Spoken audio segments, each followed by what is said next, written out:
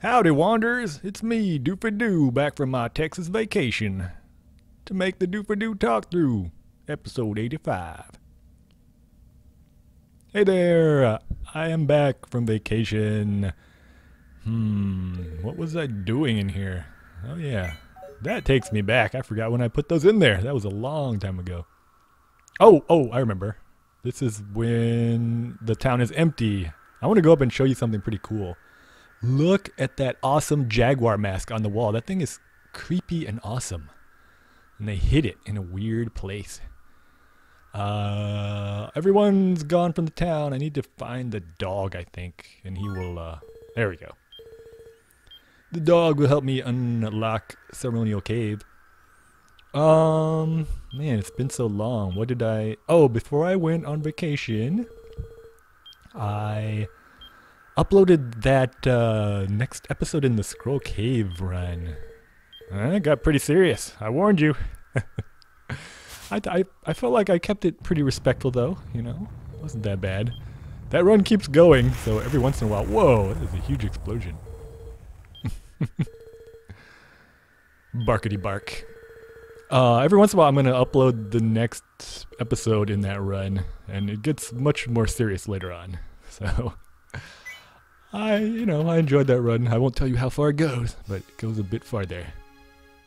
Well, now that I've unlocked Ceremonial Cave, what the heck? I'll just play and die, and then I'll begin attempt 2 in Phase Final Puzzle. Really have no choice. You can tell right away that this is a much more difficult route than if I was to just continue into the swamp. So... you can try this if you really want a challenge and you're bored by Temple Mountain. Just immediately go into Ceremonial Cave. But right away you've got level 2 Kidneys. I think those are level 2 Infernos, I believe. But I'm not even going to get that item. I'm just going to do stair runs, and at some point they're just going to kill me because I don't have a lot of items. This episode, Hell Reapers right away. Wow. And I have nothing. This is where I'm gonna die. Oh, a Kidney helped me out, but now there's a level 3 Kidney after me. Yeah, there's no way I'm gonna survive. Nope. There we go. So this is the end for me. This episode, I'm gonna do the most important step that I did not do after episode 82 when I died after my first attempt in Phase Final Puzzle. Oh. Threw a rice ball at him. That reminds me, one thing I do like about Shiren 3 on the Wii is, wow, how did my score get that high? Oh, because I went through the previous levels. One thing I like about Shiren 3 for the Wii is if you get hit by a flame attack, like from a dragon or a wyvern or whatever they're called in that game, and you have rice balls on you, they turn into roasted rice balls, which have different properties. Wait a sec. That lady's still here. Oh yeah, I remember. I never unlocked Ravine of the Dead because Ketchy was with me. Oh, what the heck? Little bee, I'll leave you alone. I'm gonna go to Janus Valley and go ahead and unlock Ravine of the Dead. And then I'll have both new bonus dungeons unlocked. Or not both, all 3, right? Is there a tainted path in the original? Yeah, I think there was.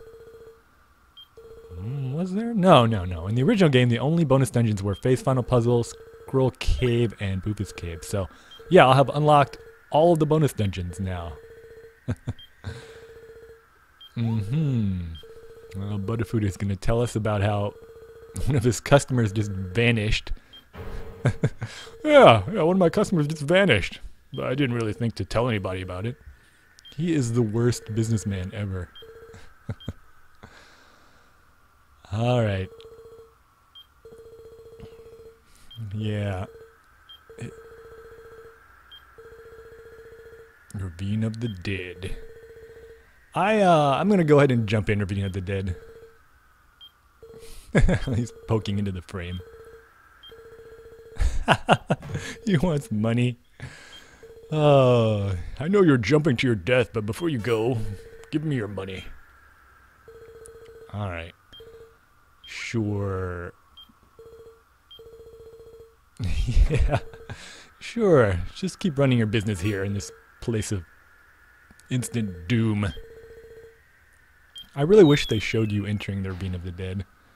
Just kind of anticlimactic. And now there are officially no more errands left to run. So after this, it is phase final puzzle or bust.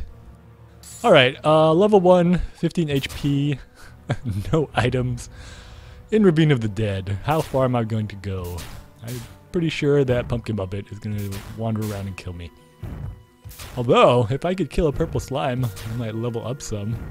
Although that, I don't even know why. It's just, I don't know, I'm just curious now. Like, can I actually kill a purple slime by hitting it for 1 HP every time? I guess if I really want to, I could surround myself by purple slimes and then no other enemies could attack me. Alright. Wow, he's not attacking me. Nope. Dead. Alright, let's see my score now. I can't possibly have a good score. There we go. 14,000? What? How are they calculating this score? That makes no sense. It seems a little high. I think my score should be like 2. Oh. Yeah, I just went there, okay? You should have a different thing to say to me now. The old woman. Take it outside, Shunny. Sexy grandma, how could you? Alright, I'm ready, finally. It's 6 minutes into the episode. To begin, attempt 2 to find the easiest phase final puzzle run of all time. This is my second life. Feels like a long time ago. It was a long time ago I did that first run. I don't know if this one will be as lucky as the first one, but we'll see. Alright, while I go through these first few floors, I'm going to go over the most important step in becoming a better phase final puzzle player. And as I said before, one of the important distinctions between an experienced roguelike player and a beginning roguelike player is their ability to anticipate the consequences of their actions. So they're able to avoid dangerous situations before they even develop, because they know if I make this choice at this point, it's going to be a lot safer down the line.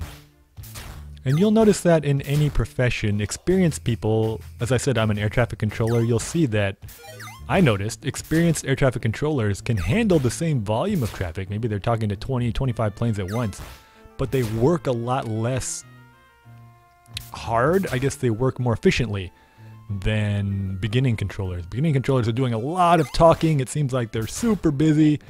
And experienced controllers, because they can see situations before they develop, are able to correct them early on. So maybe they give a plane an early vector, you know, turn right heading 040, maintain 3000, and that prevents a conflict with several other planes 4, 5, 6, 10 minutes down the line, which means, oh no, am I gonna die right away in the second attempt? Let's see if I can speed heal. Nope, made it before a mammal showed up. Yeah, they're able to predict bad things that might happen down the line, and they don't have to deal with it because they prevented it early. So that's definitely important, but it's also important to think in the reverse direction, not only towards the future but back to the past after you make a mistake. And a lot of people don't take the time to do this step. You'll notice Scrabble players, or chess players of course, after a game is over, they will just look at the board. Oh! This armband is making me drop things. This is the armband of loss. And remember in the original game, I'm going to call it the Klutzoid armband because I'm so clumsy, I'm dropping things all the time. In the original game, a cursed armband still had its ability, so you can imagine how terrible it was to equip a cursed armband of incontinence, it was called in that game, because you were dropping things all the time and you couldn't take off the armband.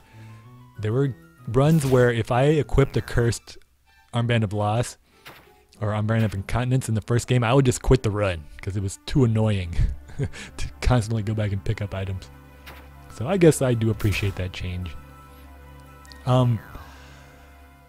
But yeah, you need to look back. So Scrabble players, chess players, they look at the board and they think, oh, what should I have done at this point in the game to change the outcome? And go ahead and test these herbs. Ooh, poison herb. It's important to be at max health in case it's medicinal or restorative. So get back up to max. Hey, got rid of a couple negative herbs right off the bat. That's good. So that's what I am going to do. I do not have a shield yet in this run, or a weapon, so this is very dangerous, and I just got all my guidance stolen. So I need to be very mindful of my HP and my level before I go down any more stairs. Hopefully I'll find something soon. Beginning Shiren players, when they die, they immediately blame the game because they consider it to be a random death. They're like, oh my god, stupid game, stuck me in a monster house, or stupid tank leveled up, there's nothing I could have done, this game is just cruel, you know, it just kills you for no reason. And it does kill you for no reason sometimes. There are some unavoidable, yet another annoying deaths. But most of your deaths are stupid deaths. And you need to be able to go back and think about the choices you made during a run that might have contributed to your premature demise. Well, I got 3 jars already. Wow.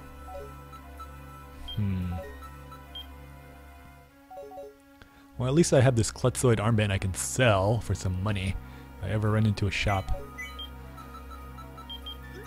Oh, there we go. I finally got a good herb. And because I'm recording these runs, I can look back pretty far at the choices I made in that first attempt in Face Final Puzzle. Alright, normally I would try to get some rice balls, or at least put down my jars so they wouldn't get rice balled, but I have no shield and no sword, so this rice changer has the potential to kill me by itself. I need to be really careful. Notice how I'm adjusting my technique because of the lack of equipment. That's another important skill. Finally got a staff, that's nice. So let's look back. Initially, why did I die in that first run? First reason, obviously, I did not shoot an arrow. Ooh, this could be monster house. I gotta be careful. Try the other entrance. If I had shot an arrow down the corridor, I would have seen there was a Daster tank, and I would have run away and probably would have survived that first encounter, unless I hit another enemy. So everyone can see that, hopefully. Let's go back even farther. What's another choice I made? Ugh, rice changer. That led to my death. Well, I decided to use the power-up scroll, and I didn't immediately run away from the Daster tank. Now, I could have run into another enemy if I ran away, and that would have been instant death, because the Daster tank would have either killed me or killed the other enemy and leveled up and then killed me. So that was a choice I made, kind of knowing the consequences, but it was a choice that led to my death. So if I had immediately run away instead of spending a turn to use the power-up scroll and then trying to kill it. Alright, so this is a disappearing jar. Could be a bottomless storehouse. Oh, that shield is just taunting me. Like, oh, don't you wish you could get me? Yes, I do. That's another reason. What's the third reason I died? Oh, Field Bandit destroying my loot. I took the time when I was fighting the death metal to... Uh-oh. Hey, I only have one staff, but it's the Bufu staff. That's sweet. I might have to waste it. I've got tons of names for the Bufu staff, though. Meat Maker. I think I'm going to call it the Meatify staff. If I had not taken the time to eat that giant rice ball... Uh-oh. While I was fighting the death metal, I would have had more HP when I got to the popster tank. So that led to my death. Let's see if I can take this thing out. I'm only doing 3 or 4 damage because of that stupid poison herb and no sword. I'm gonna have to waste my Meatify. Kinda sucks, but you gotta do what you gotta do. Floor Dragon meat actually is reasonably useful too. Because it allows you to move 2 spaces in 1 turn, you can use Floor Dragon meat to escape some sticky situations as long as the enemies don't have double speed. Another one. In fact, if you were some kind of insane Shiren player, if you wanted to save turns, you could use Floor Dragon meat and just constantly use its special ability and get... Basically, you would be moving 2 spaces every turn. It's like having double speed. It would be incredibly annoying. That would be like something a speedrunner... Not even a speedrunner, because it takes a long amount of time, so... Some crazy person might do that to save time on the hunger clock. Just use that special ability over and over. Oh god, that would be so annoying if I started doing that. I'm not gonna wake these guys up, I think. Yeah, it's not worth it. Where was I? Oh, yeah, if I hadn't eaten the giant rice ball in the middle of my fight with the death metal, I would have had more HP when I went down the corridor. Let's go back even farther. In a previous floor, I believe it was floor 22, I didn't fully... Hey, here's a shop. I didn't fully explore the floor. Look at all these jars. This is a jar-heavy run. Sometimes runs give you a lot of one kind of item.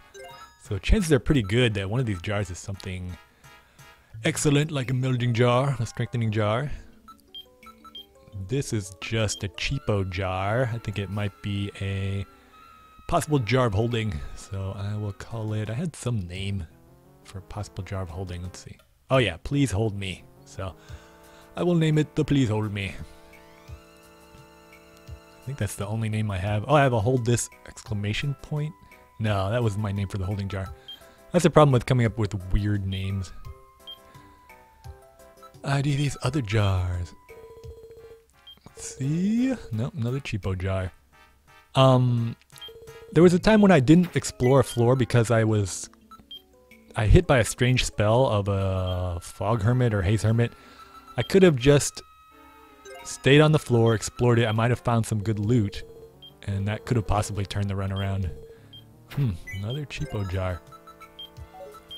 I can go back even farther to the...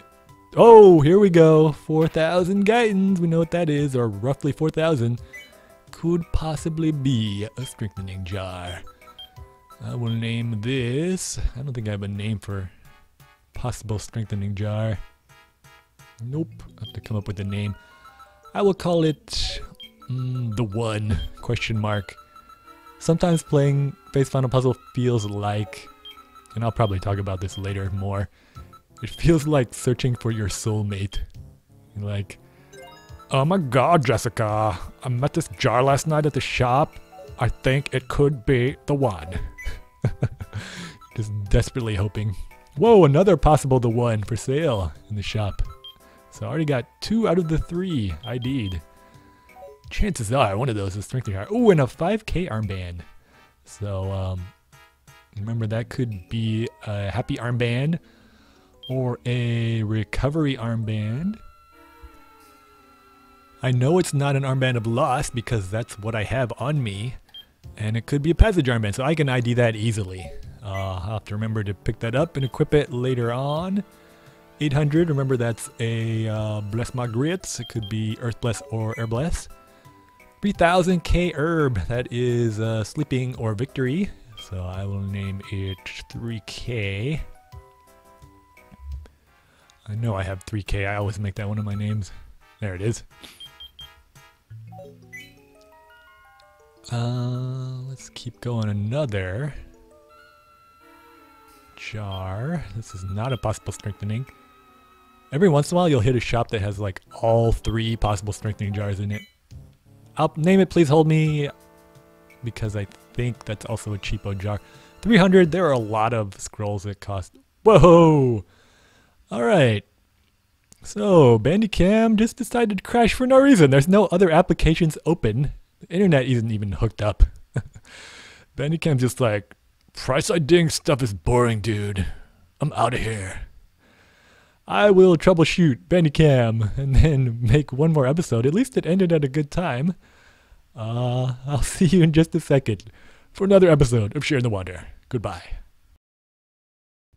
Take it outside, Sonny.